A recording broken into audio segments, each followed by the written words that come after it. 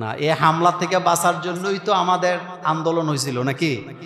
হামলা থেকে বাঁচার জন্যই আন্দোলন হয়েছে। সবাই সবার মতো মত প্রকাশ করবে, যার যার আদর্শের রাজনীতি সে করবে, যার যার মত সে একেবারে নির্ভয়ে নির্বেজালে প্রকাশ করবেন। এটার জন্যই তো বৈষম্য বিরোধী আন্দোলন মানেটা কি? যেখানে কোনো বৈষম্য থাকবে না। আমি এখানে কথা বলতেছি, আপনি আপনার কথা আপনার মতো বলবেন, স্বাধীনভাবে চলবেন।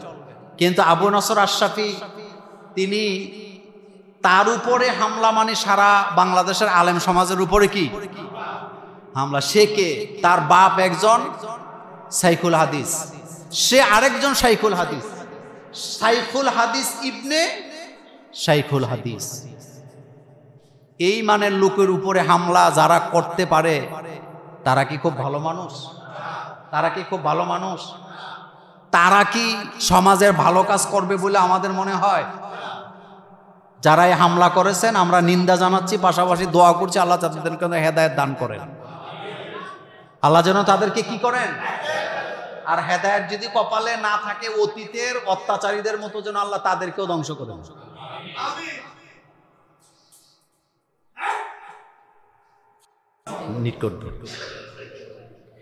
এরপরে সন্তানেরা মায়ের অবাধ্য হবে, মায়ের প্রতি সম্মান তারা করবে না। এই ব্যাপারে আলাদা একদিন একটা আলোচনা করবো ইনশাল্লাহ। 6 নাম্বার, মা বাবার পরিবর্তে বন্ধু বান্ধবকে মর্যাদা দিবে বেশি। বাপ মায় বলছে ক্যান্টনমেন্ট থেকে এই জিনিসটা নিয়ে আয়, এর মধ্যে বন্ধু ফোন দিছে, হেতে বাপ মার কথা না শুনে কোন দিকে যায়?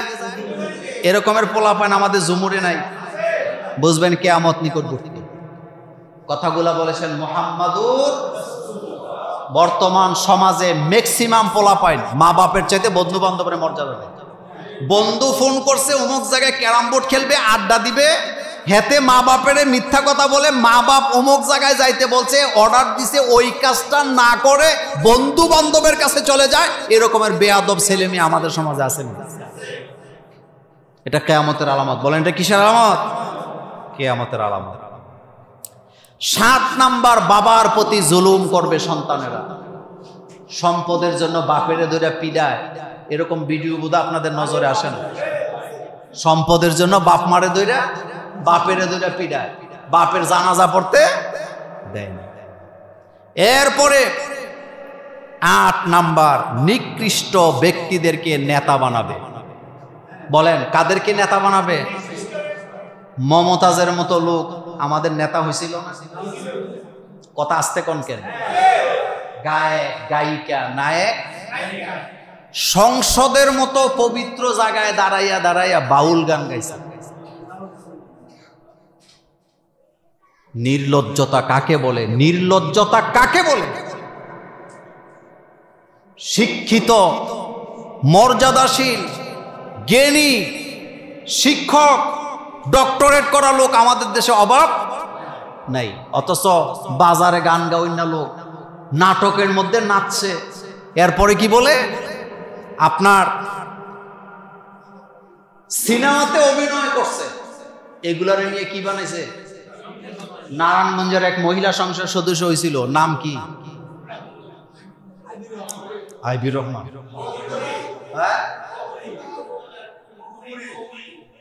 হেতি আগে কি আছিল?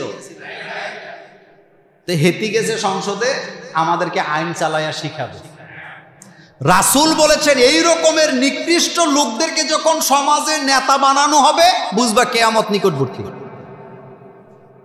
আমাদের সমাজে এখন যার টাকা আছে হেতে এখন এলাকা সর্দার, হেতে 14 গোষ্ঠীর মধ্যে কেউ সর্দারি করে নাই, হেতে নিজেও সর্দারি বুঝে না, কিন্তু টাকা আছে, হেতে যা কয় তা দরাকে সরাজ্ঞান করে। এরকমের টাকাওয়ালা আসেনি সমাজে? রাসূল বলছেন এটা কিসের আলামত? কিয়ামতের আলামত। এটা তিরমিজির হাদিস, একটা হাদিসেই কিন্তু বলতেছি, একই হাদিস। এই হাদিসে রাসূল 15টা কথা বলছে। কয়টা? এক একটা নিয়ে 1 ঘন্টা করে আলোচনা করা যায়। এরপরে রাসূল বললেন কোন ব্যক্তিকে সম্মান করা হবে তার অনিষ্ট থেকে বাঁচার জন্য। এটা বুঝেন নাই? বুঝেন? একজন সন্ত্রাস, দাগি সন্ত্রাস এলাকায়, হেতে যখন রাস্তা দিয়ে হাঁটে লোকেরা তারে সালাম দেয়, ভাই কেমন আছেন, বলে কি বলে না? আচ্ছা বলেন তো, তারে যে সালাম দিয়ে বলতেছে কেমন আছেন, এটা কি তারে সম্মান করে বলতেছে না অনিষ্ট থেকে বাঁচার জন্য? এই বুঝছেন, এটা কিন্তু খুবই ইম্পর্টেন্ট একটা বিষয়। তার অত্যাচারে লোকেরা অতিষ্ঠ, হেতে জমির বালু চুরি করে খায়, রাস্তার টেন্ডার চুরি করে খায়, স্কুলের মধ্যে চাঁদাবাজি করে, হসপিটালের মধ্যে চাঁদাবাজি করে, দেশের মধ্যে লোকদেরকে বাড়ি করতে দেয় না, গাড়ি কিনতে দেয় না, অত্যাচার অবিচার করে। তারে যে দেহেতে কি দেয়? এই সালামটা কেন দিছে? তার অত্যাচার থেকে বাঁচার জন্য, তাকে সম্মান করে দেয় নাই। আরেকটু ক্লিয়ার করি, আমাদের এলাকায় মনে করেন শর্ষিনার পীর অথবা জৈনপুরের পীর, ফুরফুরার পীর অথবা আপনার কি বলে চরমনার পীর সাহেব হুজুর আসেন আমাদের এলাকায়। আচ্ছা আপনারা যখন দেখবেন ওনারে কি দিবেন?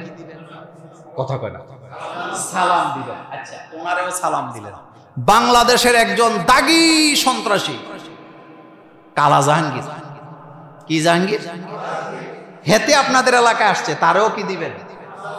দুইটা সালামের মধ্যে পার্থক্য আছে নাকি নাই? পীর সাহেব হুজুরে সালাম দিছেন মূলত সম্মান করে, যে হুজুরের সাথে যেন কোনো বেয়াদবি না হয়, কিন্তু ডাকাতরারে কি লিখে দিছিলেন? সালাম দিছেন মূলত এই সম্মান যে আল্লাহ তার থেকে আমার কি করো, বাঁচায়। এই কথাটা রাসূল বলেছেন, আমি বলি নাই। নিকৃষ্ট লোকদেরকে তাদেরকে সম্মান করা হবে তার অনিষ্ট থেকে বাঁচার জন্য। 10 নাম্বার, মসজিদে হট্টগোল করবে, উচ্চস্বরে কথা বলবে। মসজিদের কমিটি নিয়ে মারামারি বোধহয় আমাদের দেশে হয় না, খুন বোধহয় হয়। আপনাদের এখানে ভালো, এটা তো কমিটি নিয়ে মারামারি নাই আপাতত, আমি জানি না, আমি দেখি নাই, শুনি নাই, কিন্তু অনেক জায়গায় মসজিদ কমিটি নিয়ে দ্বিধাদ্বন্দ্ব আসেনি। আমাদের কুমিল্লাই সম্ভবত মুরাদনগর থানা অথবা দেবিদ্বার থানার কোনো একটা জায়গায় আমি যাচ্ছি, দেখি পুকুরের দক্ষিণ পারে একটা মসজিদ, উত্তর পারে আরেকটা মসজিদ। তা মসজিদগুলা কি খুব দূরে দূরে নাকি? সম্ভবত মুরাদনগর মাদায়ার কাছাকাছি কোনো একটা জায়গায়। কথা কি মনোযোগ আছে? পুকুরের দক্ষিণ পারে একটা মসজিদ, উত্তর পারে একটা, সম্ভবত মাদায়ার কাছাকাছি কোথাও। হ্যাঁ, এটা দেখে আমি আশ্চর্য হলাম যে এটা কেন ঘটবে। পরে নিজেরা নিজেরা দ্বন্দ্ব কইরা এই পারে একটা ওই পারে একটা মসজিদ দিছে। এটা কিয়ামতের আলামত। বলেন এটা কিসের আলামত? এটা কিয়ামতের আলামত। এটা করবেন।